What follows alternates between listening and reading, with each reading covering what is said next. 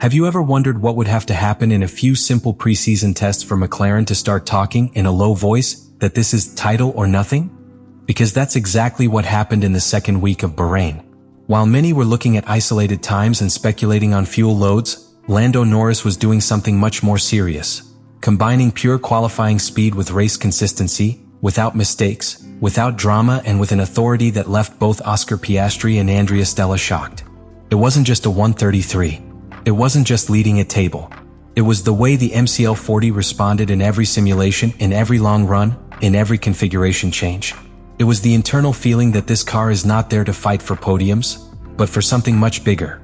The second week of testing in Bahrain began with a very different feeling than usual in the preseason. Normally, these days are marked by uncertainty, unknown fuel loads, hidden programs, laps that do not reflect reality. But in Sakhir this time, something was different. McLaren didn't seem to be hiding performance. He wasn't forcing headlines either. I was just executing. And at the center of that execution appeared a much more complete Lando Norris than the one we had seen in other preseasons.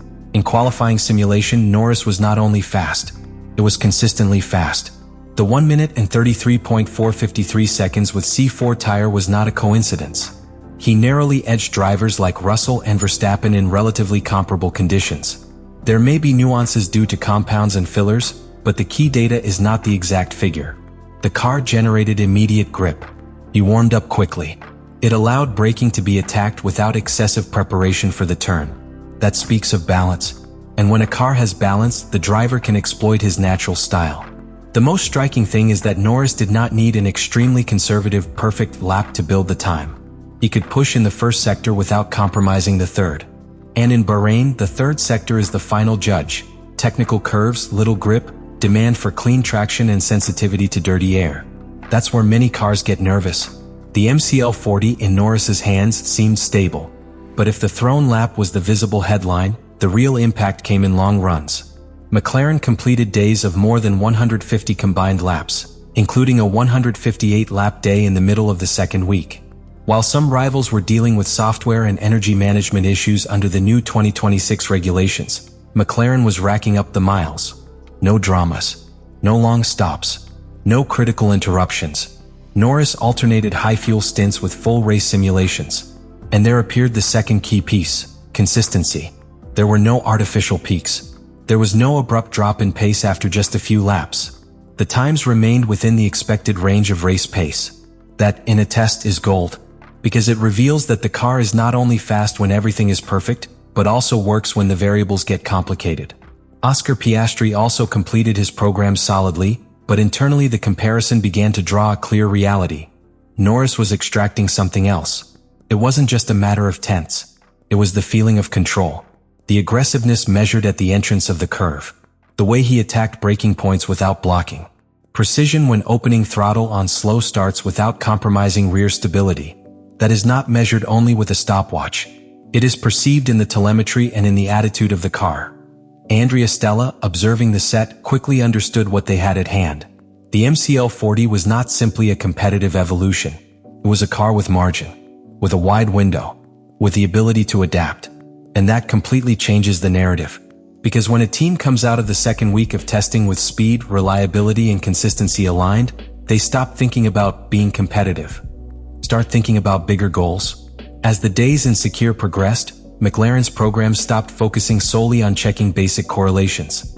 They began to explore limits, different engine modes, changes in heights, variations in active downforce, fine front and rear balance adjustments. And in each of those scenarios, the pattern was repeated. Norris adapted quickly and the car responded. That's key. A car that only works in a specific configuration is fragile over the course of a season. But the MCL40 seemed to maintain performance even when moved outside the theoretically optimal window. In long runs with high fuel load, the Briton maintained times within the expected competitive range without abrupt degradations. And when they lowered fuel to simulate qualifying, the car activated the tire without the need for an extremely measured lap. That duality of race pace and one-lap explosiveness is extremely difficult to achieve.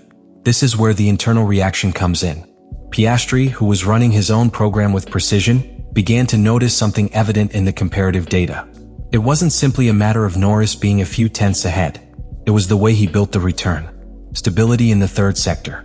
confidence when attacking late braking, the absence of sudden corrections when exiting curves. That conveys something very specific within a team: control. And when a driver hands over control, the team begins to trust that they can sustain it under real racing pressure. Andrea Stella, observing the set of information accumulated in those days, understood that the potential of the MCL40 was not circumstantial. Under the new 2026 rules, where several teams were still resolving energy management issues and software bugs, McLaren was not just rolling. I was completing days of more than 150 laps without any problems. This mechanical and operational robustness allowed something fundamental: validating performance. Because there is nothing worse in the preseason than having speed but no mileage. Here they had both. And that began to change the internal conversation. It was no longer "we are close." It was, if this is confirmed in race conditions, the ceiling is very high. At this point, the word that started floating around was not competitive. It was consistent. And consistency is the basis of any title bid. It's not about winning an isolated race. It's about always adding. To have a car that responds on different circuits. To have a pilot capable of extracting performance even when the balance is not perfect. The most telling thing about this second week is that Norris didn't seem to be pushing the car beyond its limit. There was no overdriving. There wasn't that feeling of constantly being on edge. The performance seemed natural. And that, in Formula One, is a very dangerous signal for rivals. While other teams were still looking for correlations or solving small problems, McLaren was building confidence. And inside the box, both Piastri and Stella knew that what they saw in Sakhir was not simply a good week of testing. It was a silent statement that in the last days of testing, the program stopped being exploratory and became confirmatory. It was no longer just about testing parts or understanding engine maps. It was about validating real race scenarios, complete simulations, tire management under different phases of the stint, behavior of the car with a full tank and with a low tank. And in each of those scenarios, the pattern held. MCL40 did not show isolated peaks. It showed structural stability. It was not the most nervous car when the track fell into grip. It didn't seem overly sensitive to small balance changes. He responded predictably. And that predictability is the foundation of a championship. This is where the impact on Andrea Stella takes dimension. A team leader is not impressed by a fast lap. Pay attention to trends. In correlations between simulation and track. In consistency between pilots. And what he saw was a car with room for development and a driver, Norris, who seemed ready to take on the full competitive weight of the project. Because this is the definitive detail. In Bahrain, we did not see a simply fast Norris. We saw a mature Norris. A driver who no longer depends exclusively on natural talent, but understands how to build a weekend. Who knows when to push and when to manage. That can maintain pace without destroying tires. That can attack classification without compromising stability. Oscar Piastri, within that context, understood that the internal reference had risen. Not as a threat but as a standard. And when the internal standard rises, the entire team evolves. Competitiveness is not built only from engineering. It is built from internal demand.